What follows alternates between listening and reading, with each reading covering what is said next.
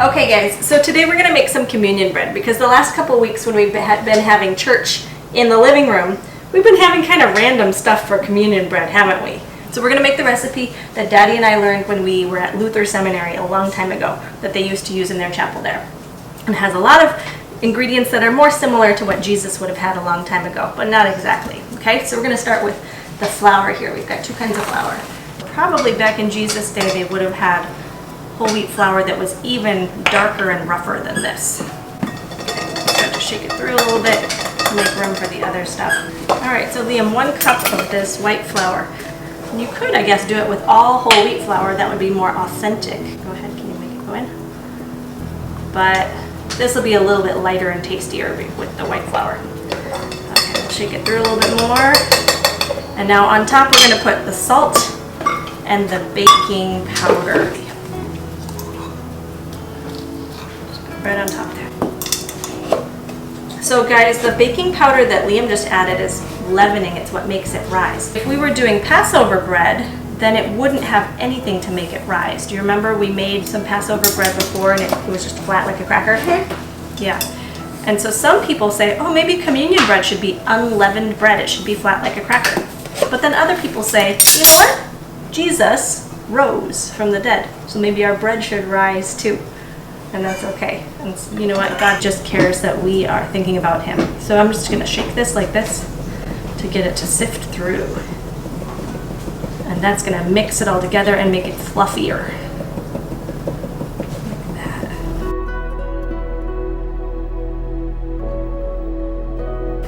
Don't do all of it. Okay, let's let Torrin try it. I'll do it for a bit and then I'll finish it.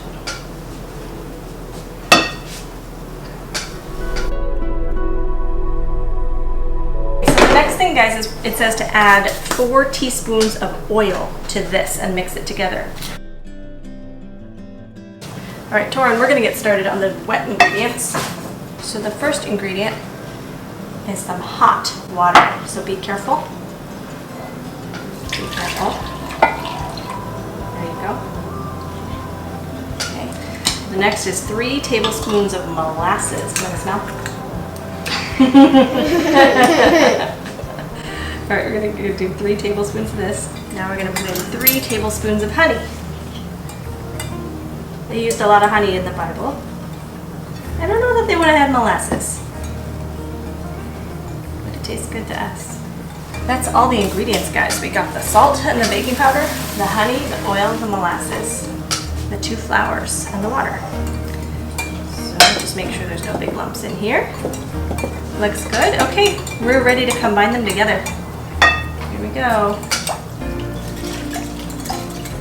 Do you know why the water was hot? It made the honey all melty, so it'll be easier to mix in.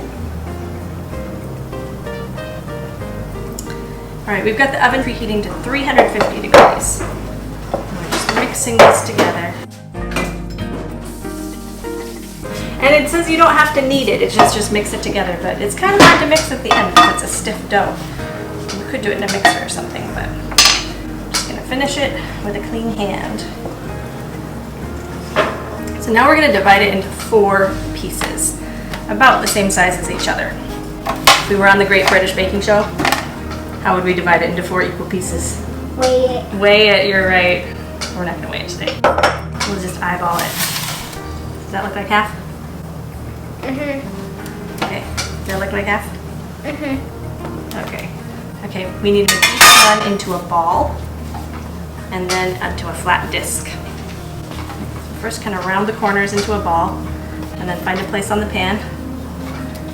Smush it out into a flat disc. It's supposed to be about 1/4 inch thick. We could use a rolling pin if we wanted to, but I don't think we need to. Just pat it into a circle. Like a pizza. Like a pizza, that's right. Okay, the next thing we're going to do is we're going to score the circles, and that means marking some lines into them. If we were making this for a whole congregation, then one reason to score it would be to help separate it for all of the different congregants, because you could have little tiny bits of this bread and have one circle serve 40 people. Everybody gets just a taste. But guess what? We're having church at home. We'll do 1 loaf per week. and the others can be in the freezer, ready for the following week, so we don't have to do this every week. So we will separate it into fourths, and we'll do it like a cross, okay?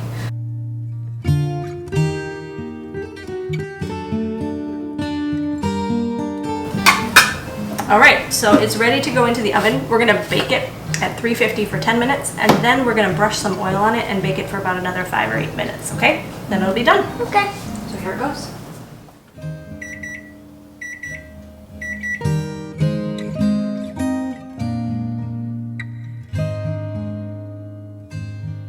Back in the oven for 5 to 8 more minutes.